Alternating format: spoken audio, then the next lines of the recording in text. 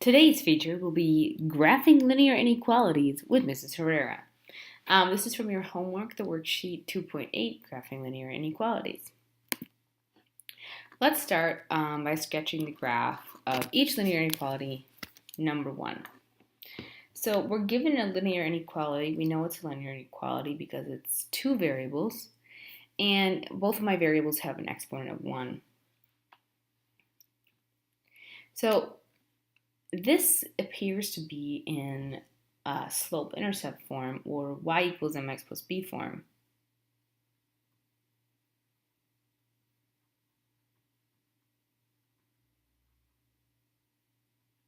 Now, obviously, little things have changed because we don't have an equality anymore. Now we have an inequality, so that will change how our graph works.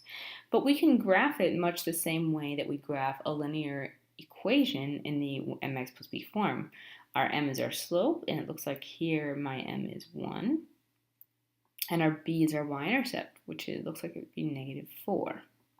So I can start by graphing the y-intercept at negative 4, putting my point there. And then using my slope, 1 over 1. So I'm going to go up 1 over 1, up 1 over 1.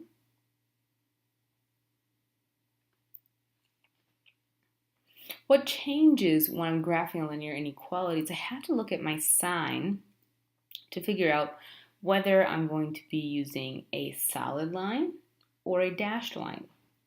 Much like when we're doing a one variable linear inequality, we have an open circle or a closed circle. So if I have a less than or equal to, I need to have a solid line indicating that solutions can lie on the line. So I'm going to go ahead and get out my line tool, and I am going to draw a solid line with some arrows here on my graph that goes through those points. The last step is for me to go through and shade. So I need to shade either above or below my graph according to where the solutions are for this inequality. So it says y is less than or equal to x minus 4. Well, less than or equal to is usually below the graph, but I'm going to double check, and I always do that by choosing a point, plugging in to see if it's true or false. And I like to choose 0, 0 because it's just an easy point to plug in. So if I were to choose 0, 0, and this is my x, this is my y, and I plug it into my inequality, that would be 0 is less than or equal to 0 minus 4, which means 0 is less than or equal to negative 4. And that's false. 0 is not less than or equal to negative 4.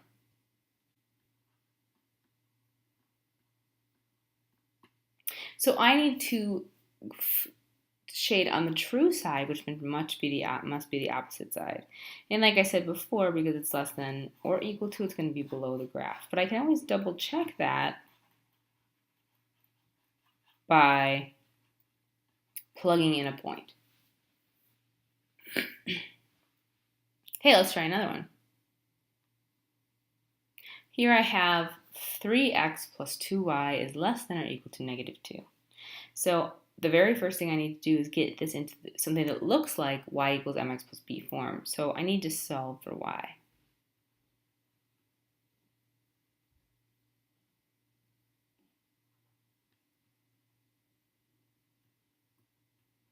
So I'm going to start by subtracting 3x from both sides. And on the side I'm left with 2y is less than or equal to negative 2 minus 3x. And then I divide by 2 on all sides. So I'm left with y is less than or equal to negative 1 minus 3 halves x. So in this case, my slope, my m, is negative 3 halves. And my y-intercept, or my b, is negative 1. So let's go ahead and start to graph. We go to negative 1 on our y-axis and put our point. And then we go negative 3 over 2, which would take us down 3, and over 2. We put our point. And I can't go another down 3, so I'm going to go opposite. I'm going to go up 3 and 2 to the left. And now I can use my line. Again, here in this example, I have less than or equal to. Because it has the or equal to part, I need just a solid line. So if I get my line tool here,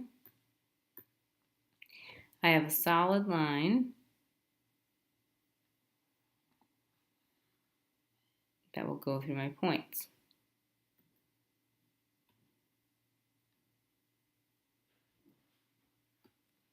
And finally, I need to shade. So I'm going to do that by double checking the point 0, 0. So if I plug this into my equation, 0 is less than or equal to negative 1 minus 3 halves times 0. Well, negative 3 halves times 0, that's still 0. So it has 0 is less than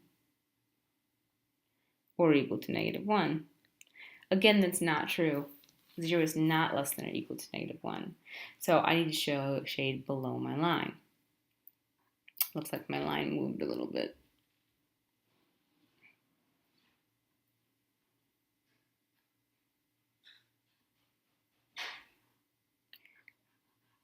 So I need to shade on the opposite side. Get this lovely shading job.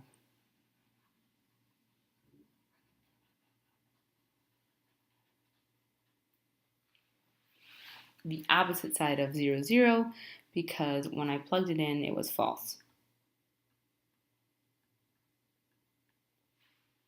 I need to always shade the true side because that's where all my solutions are.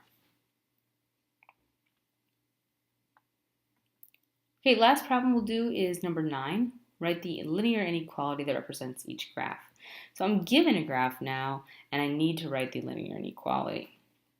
So based on that, I need to write an equation, and I can use y equals mx plus b form, but remembering to change my equal sign for an inequality. So the first thing I'm going to do is I'm going to check to see what my m and my b are.